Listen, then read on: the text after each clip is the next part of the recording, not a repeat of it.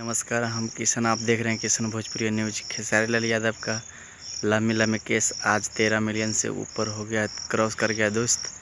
अगर आप लोग अभी तक नहीं सुने हैं तो सुन लीजिए प्लीज़ एक बार। ग्लोबल म्यूजिक जैक्सन पे रिलीज है।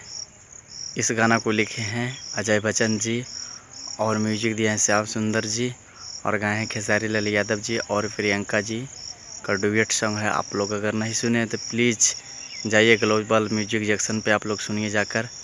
बहुत बवाल का सॉन्ग है दोस्त, लामी लामी केस। मज़ा आ जाएगा। अगर आप लोग नहीं सुने तो जाइए, मज़ा लीजिए।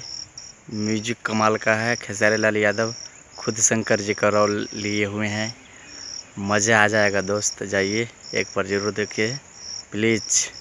अगर मेरा वीडियो अच्छा लगे तो लाइक सब्सक्राइब, और मेरा चैनल पे अगर नया आप लोग आए हैं तो सब्सक्राइब मेरा चैनल के कर लीजिए। और खेसारी लाल यादव का ऐसे ही अपडेट आपको बवाल बवाल मिलते रहेगा।